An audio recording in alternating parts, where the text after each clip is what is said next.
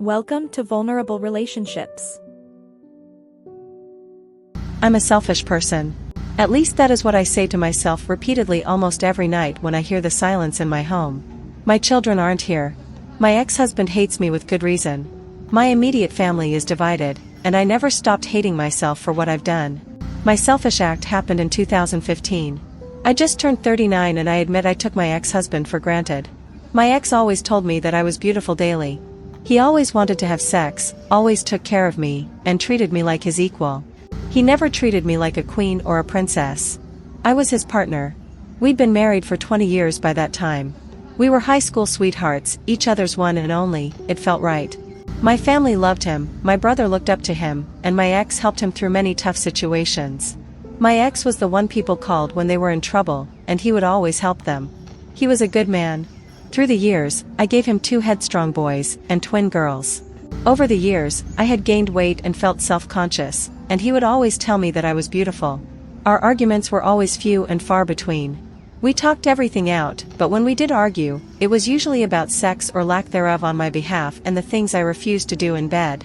It wasn't as if I didn't want to do them, it's just that I wasn't in the mood, and he understood. When I turned 39, my birthday party was for revealing the new me. I spent all year in the gym doing yoga and Pilates. My efforts took me from weighing 180 to 135 pounds, and for me, it was an amazing transformation. I've always been a chubby girl, so to now have a tight body was a new experience. My ex-husband also went to the gym with me, but not as much. However, he went from 260 to 225 pounds and he was starting to shape his body. My ex-husband couldn't keep his hands off of me, but I for some reason, still wasn't in the mood. It's not like he didn't try. We went to dinners, danced, and did regular walks. He always helped around the house, and I could see in his eyes how much he loved and lusted for me. 20 years together, and he still looked at me with desire. I believe any woman would desperately want that. But mentally, I just wasn't in the mood. At the time, I thought I was going through early menopause since we only had sex 2 or maybe 3 times a month, and I was a one and done, but he wanted more. Yet, no matter how much he tried, I wasn't into it. He mentioned couples counseling, and I refused. So now my selfishness comes into play. A new manager started working in my office a few days after my birthday. He was slightly younger and very handsome, and for some reason, he took an interest in me. At first, I ignored him, then it went from ignoring him to casual conversations, then he flirted and I showed him my ring. However, after 2 months of constant flirting, I began to flirt back, which led to me telling him about my life. Then I found myself thinking about him more and more. This was an emotional affair, I know that now, but at the time, I felt high. My ex-husband suspected there was something off with me. We had a heated argument about it, one that I honestly believed started when he went to kiss me, and I subconsciously made a disgusted look. It wasn't towards my ex. I was thinking about this man when he leaned in, and I felt disgusted with the whole thing. At least that is what I say to myself. A week after that day, I told the new manager to meet me at a cafe so we could talk. I had every intention to ask this man to leave me alone. I intended to tell him I couldn't do this, but before I could say anything to him he kissed me, and my mind went blank. That was the beginning of our 6-month affair. During this time, I had done things with this man that my ex wanted. I was more eager, more willing. I was always in the mood. I believe it was because it was something new. My ex and I did have sex during this time, but not as frequently. I began pushing him away, nitpicking on his little habits. I even belittled him. I'm ashamed of how I treated him during that time. I only realized what I was doing when my brother visited me and told me that my ex had confided in him about how depressed he was feeling, and was thinking about filing for a separation. Saying that he felt that I didn't love him anymore and he was starting to fall out of love with me, which snapped me out of it. So I immediately called it off, quit my job, and told myself that I was going to once again make my husband feel loved and wanted. I was going to fix this. My affair partner showed up at my house with a box from my office. Stuff from my desk that I requested to have shipped. We spoke. He wanted to know what he did wrong, and I told him I needed to fix my marriage. I told him to leave, and he wanted one last go around, and I told him no, and he begged, pleaded, and like a fool, I agreed. We went to the guest bedroom, and we went at it. I do not know how long we were doing it. But when he was on top of me, I felt him violently jerk back, and there was a loud bang. I sat up, and my ex was looking at me. My affair partner was on the floor, and there was a large hole in the wall. I tried to say something to my ex, but his eyes were bloodshot, tears were flowing, and his lips were trembling. I could see he was in so much pain, and I felt so disgusted. I watched as my affair partner stood up and attempted to leave. My ex looked at him, and my affair partner told him if he knew what was good for him, he'd step back. So my ex attacked him. I screamed and cried, telling my ex to stop. Then out of desperation, I jumped on his back, which resulted in me getting slammed to the floor. Everything got hazy for a while. Words sounded muffled, but when I came to, my ex had my AP lying on his side, and he was on the phone. All I could do was stare at my AP's swollen face and the blood and teeth on the floor beside him. There was a loud bang on the door, and the police came in, handcuffed my ex, and the paramedics came in moments later. I soon learned that he called 911 on himself. Everything went to hell in a handbasket from this point. At the hospital, my father didn't utter a single word to me. He just looked at me with shame. My brother was yelling at me. He looked crushed, asking me how could I do that to my ex. My mother tried consoling me, telling me it would be alright, which caused my father to yell at her. His family was furious. His sisters threatened me, and his parents looked like they wanted to send me to an early grave. I approached my children, and they refused to speak to me. My sons wouldn't even look at me. My AP was heavily injured and needed reconstructive surgery on his face. My ex practically shattered his face. At the hospital, a woman came to my room and immediately attacked me. My brother pulled her off of me. She was my affair partner's wife. I didn't even know he was married. He never wore a ring and never once said he was married. This made me feel even more terrible. Leading to the trial, my boys stayed with my ex's parents, my girls refused to talk to me. My ex refused to see me as well. I tried to visit him at the county jail, but I was denied. My brother made sure my ex went to the correctional facility where he was working, so he could keep an eye on him. I asked my brother if he would relay a message to my ex for me. He told me to go to hell. During the trial, it was the first time in 3 months that I saw my ex. He looked at me with such anger that it hurt more than anything I could have ever imagined. He always looked at me with love, even when we were mad at one another, but during his trial, it was only hate. I needed to excuse myself so I could cry in the restroom. As the days went by, I had to recount my affair in every detail for all to hear. When I told them how long it had been going on, my ex looked crushed, and my father stood up and walked out of the courtroom. During my ex-husband's testimony, I learned that he came home to surprise me with lunch and a weekend trip for the two of us. He had a full romantic getaway planned, only to walk in and find us, and he reacted. He stated when my AP ordered him to step aside, he snapped and started beating him, only to stop when he tossed me off him. He quickly called 911. When I heard the recording in court, hearing the pain in his voice, his sobs as he did what the operator told him to do, it was so crushing. The AP couldn't verbally testify needing to be heavily medicated, so they used images of what he looked like, which turned my stomach because I was responsible for all this. My ex smashed his eye socket and cheekbones and destroyed his jaw. They stated that there were bone fragments too small to piece together. My ex was charged with a third-degree felony and sentenced to 7 years, causing my sons to shout out in protest, and my daughters and his family to let out a wail that haunts me still to this day. That first 3 months was torturous. I was sued by my AP soon-to-be ex-wife for alienation of affection. My ex had filed for divorce. My eldest moved out. My other son stayed in his room. My twins were rebelling hard. My former sister-in-laws attacked me in the middle of the supermarket. His mother spat in my face when I tried to apologize to her. My father and brother refused to speak to me. Eventually, I needed to find a new job. There was no money coming in. I nearly went through the savings, but I had been pretty much blacklisted in my field. It was bad publicity for the accounting firm, so I started working in retail and worked as a seasonal H&R block adjuster during the tax rush. I almost lost the house. My ex refused to allow me to visit him, and every letter was returned. Crying in the shower became an almost daily occurrence. My parents almost separated because my mother constantly defended me. My brother refused to acknowledge me. Even my friends, whom I had since grade school, were divided. Soon I began to have thoughts of ending things, of picking up my belongings and disappearing. The guilt was so heavy. Eventually, I saw a therapist, and she scolded me and told me I had just gotten comfortable with my ex. I didn't see him as a husband.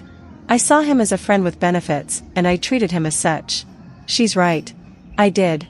I got too comfortable with him. I saw him as a companion, yet he saw me as his wife, the mother of his children, the woman he loved and desired. I took him for granted. Almost a year went by. A year of silence from my children. When I cooked dinner, they would collect their food and go to their rooms, refusing to look at me. I did have a few meltdowns, begging them to say something to me, but nothing. My brother got married, and I wasn't invited to his wedding, my kids were. I continued trying to visit my ex in the hopes that he would place me on the visitor list, but I was always denied. My letters were still being returned. It made me severely depressed, and I knew I deserved it. Then one day out of the blue, my brother showed up. I was shocked to see him. He looked unhappy. This was the first time since the trial he came to my house. He just came to scold me. My brother then told me that my ex was in the infirmary after getting stabbed.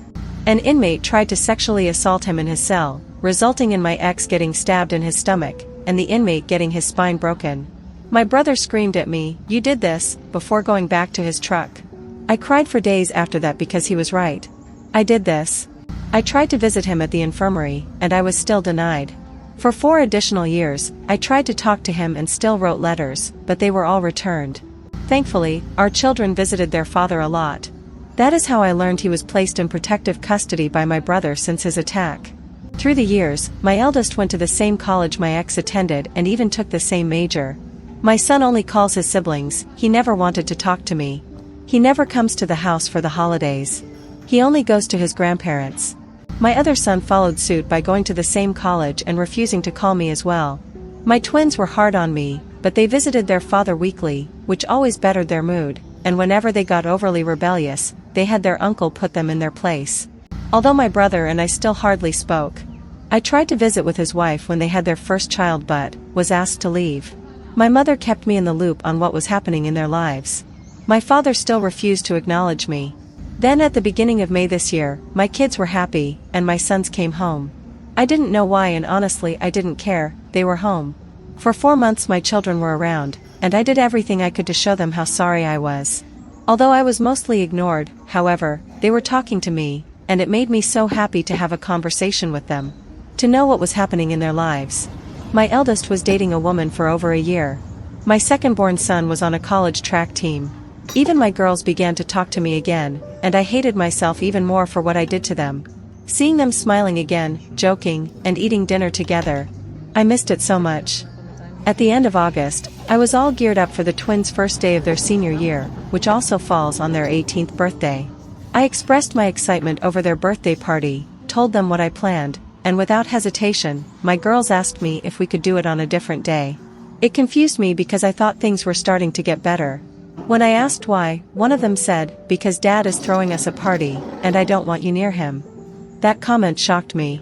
I asked when their father was released, and they said he got out at the end of April for good behavior. I cried because he was out, and that broke me a bit more. They were around more because he was out. They were happier and cheerful because they had their father back in their lives. It wasn't because we were starting to heal. They had him back. I asked where he was staying, and they told me he was staying with my brother. I tried calling. I wanted to talk to him but was refused. I tried going over to see him, bringing with me all of the returned letters I tried sending through the years. I saw him briefly through the door crack. I shouted his name, and I was asked to leave by my brother. I handed my brother the letters and left. When I got to the driveway, I heard his voice. I turned around, and he was walking towards me. I instantly started crying and went to hug him, and he handed me back my letters. "You forgot this," he coldly told me, and I cried as I watched him walk away. I begged him, I pleaded for him to talk to me, and he just walked back into that house. My children were staring at me by the door, and they all had no love in their eyes for me. At that moment I realized that my children were only tolerating me. However, I still want to fix this. I want to tell him how selfish I was. I want to tell him how much I missed him. Tell him that I am so sorry for destroying what we had. So now I'm trying to still push through with my daily life. I learned from my mother that my AP's ex-wife had started visiting my ex 2 years ago, and she's been coming to see him since. I don't care really. I just want him to somehow forgive me. I want him to talk to me. I want him to be beside me. I want him to look at me the way that he used to. I want my kids beside us. I want my family back. Yet I know I don't deserve it. Even if by some miracle, if we become one again, it will never be the same. I was selfish, and I wish I could take it all back.